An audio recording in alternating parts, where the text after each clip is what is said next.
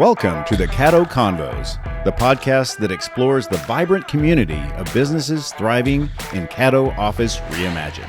We're here to shine a light on the incredible entrepreneurs and professionals who make the most of our private offices, co-working spaces, and day office rentals in the Dallas-Fort Worth suburbs. Join us as we share their stories, celebrate their successes, and dive into the benefits of working in a space that's close to home but offers so much more than working from home. Let's get started with today's conversation. Joining me today on the Caddo Convos is Dr. Brian Mendenhall of Mind Forge Psychiatry. How are you doing today? Doing well. How are you? Great. I'm glad to meet you. Glad to have this opportunity to sit down and talk with you about your business. So what would you say sets you apart as the type of practice that you have? Oh gosh, that's a great question. My practice is a lot different than standard psych practices, in that I take a different philosophical approach to treatment than a lot of the standard kind of half-hour med check insurance-based pill mill practices do.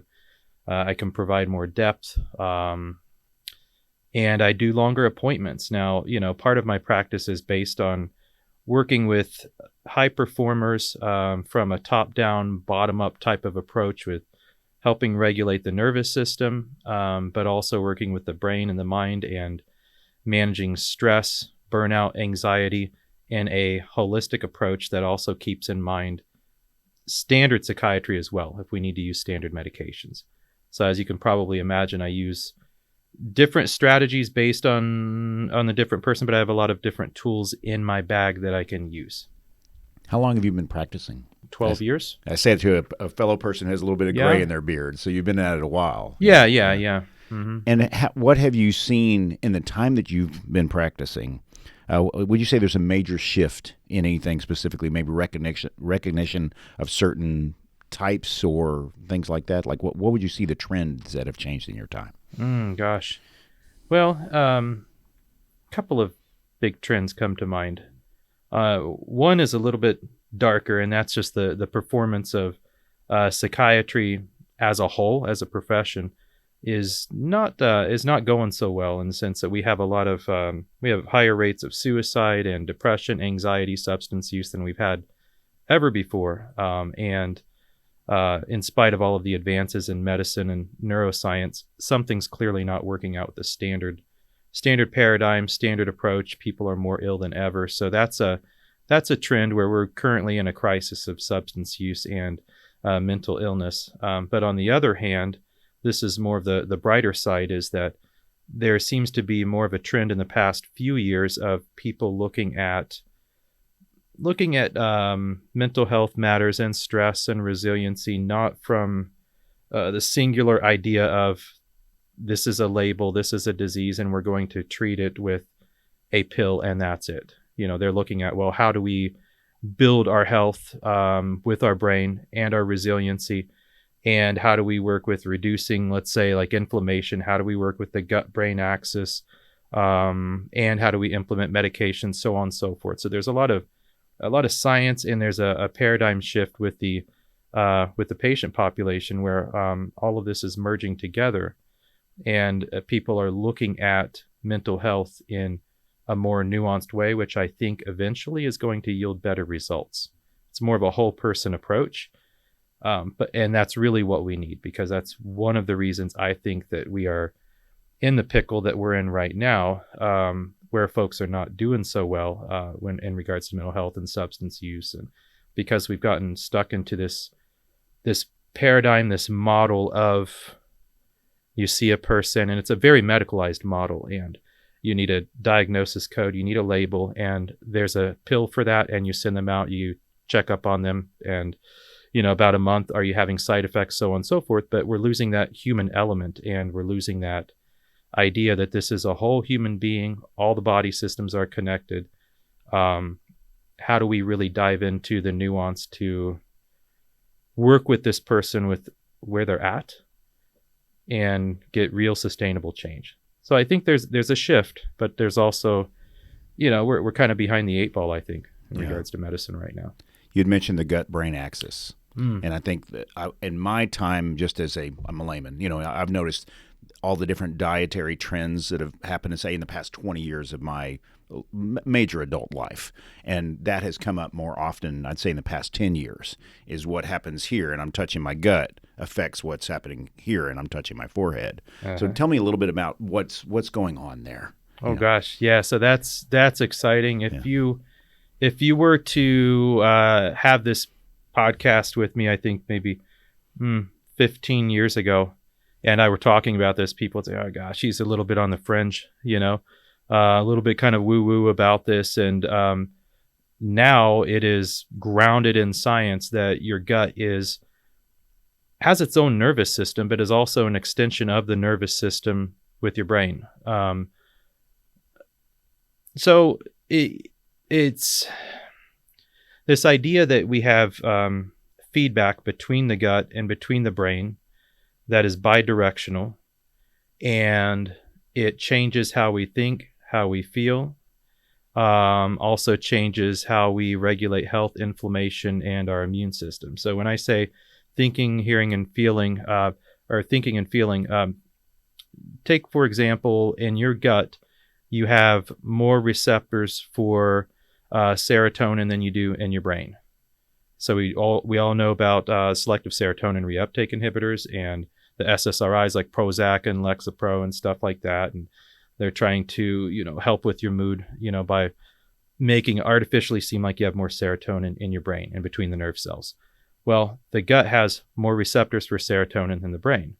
And then we find out that the bacteria that's in your gut is fundamental. It's important. And for helping regulate the different chemicals like serotonin and dopamine, norepinephrine that we use for thinking and feeling, so on and so forth with our brain. And scientists were looking at that and saying, well, that's kind of strange. What's that all about? But does that actually go up to the brain itself from the gut? There's neurochemicals and signals, so on and so forth. And then they recently found out that the vagus nerve, which everybody probably knows about that. There's a lot of buzz about the vagus nerve on the social media and everything, which is one of your major nerves that connects your brain to the rest of your body. And it's involved in nervous system regulation and the autonomic nervous system and balancing your state of like rest, digest, recovery. And it's critical with health, but it also works with other aspects like digestion, so on and so forth. Anyway, so it has an intrinsic connection to your gut. We're finding out that bacteria can send neurochemical signals that go up through the vagus nerve to the brain. And also the bacteria in your gut modulates how much inflammation you have with inflammatory markers. That also has implications for your brain health as well, and chronic disease. And so there's a lot of cool neuroscience there with linking that. So now it's gotten to where it's less on the fringe, and we're able to link all of this stuff together and say, yeah, this makes sense. And it's not just the brain. It's not just the gut. It's not like this is just psychiatry and this is just gastroenterology.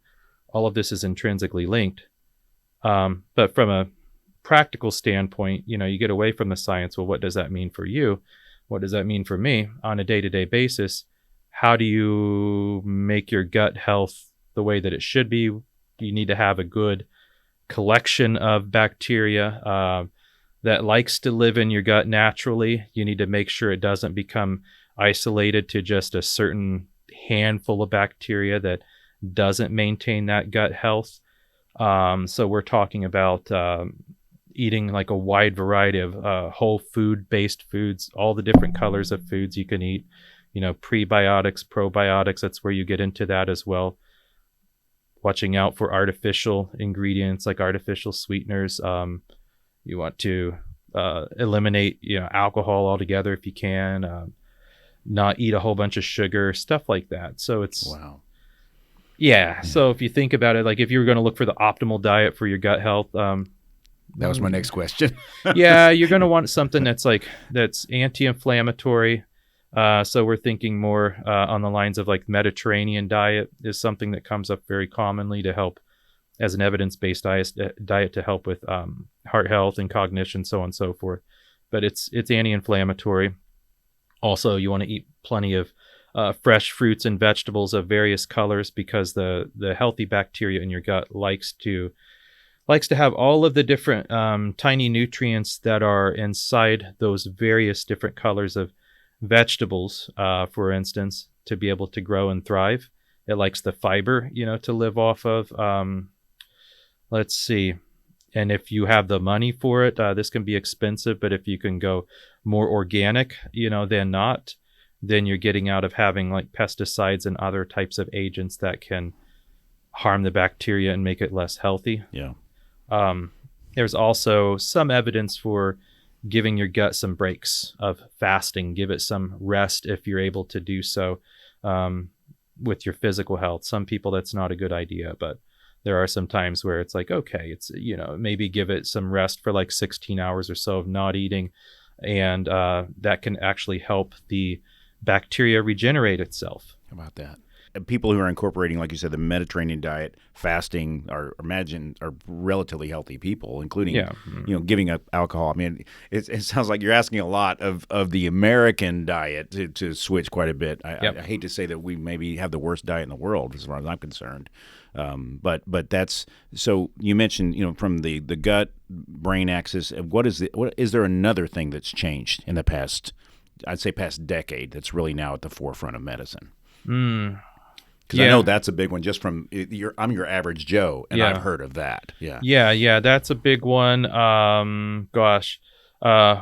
Well, I would say in psychiatry, we're looking at different tools and different ways to work with the brain, other than pills and psychotherapy. So that, the medications can work well for some people, and psychotherapy can be very effective. I use a lot of that in my practice. But we're talking about different neuromodulation techniques.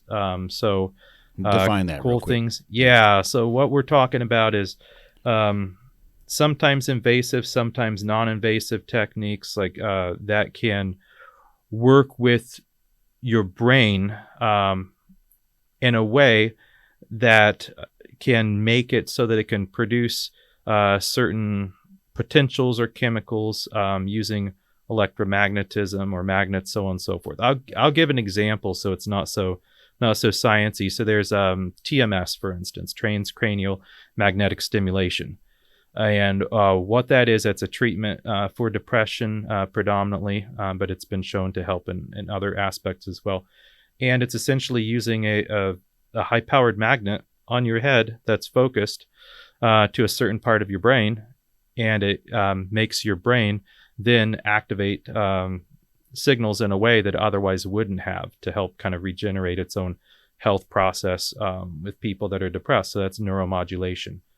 Or, other ways to do that are folks are using like vagus nerve stimulation, for instance, which can help with dialing in the nervous system. So in my practice, I use a device, cranioelectrotherapy stimulation device, CES, and it's non-invasive, and you clip it on your ears because your vagus nerve actually has a connection to your ears as well. And it uses a special current that goes into the vagus nerve, stimulates part of the brain as well to help calm down the nervous system. And it has been shown to help with anxiety and help with sleep. And so it's not a pill, doesn't have side effects of that. It's not talk therapy. But you're modifying the nervous system itself directly. And there are other approaches like that too folks are looking at, but there are all kinds of cool therapies coming out in that realm.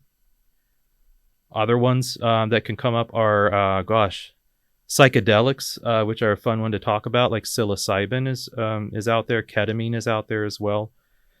So those are kind of a new wave of different treatments that some of them have already gone through FDA approval, like ketamine, and other ones are pushing their way through, like psilocybin, which comes from mushrooms, a special type of mushroom. Other ones kind of got hung up, like MDMA, but looking at a different approach besides working just predominantly with serotonin or norepinephrine or dopamine in the brain. And that's some pretty exciting research. So I think in a few years, you'll probably have psilocybin FDA approved.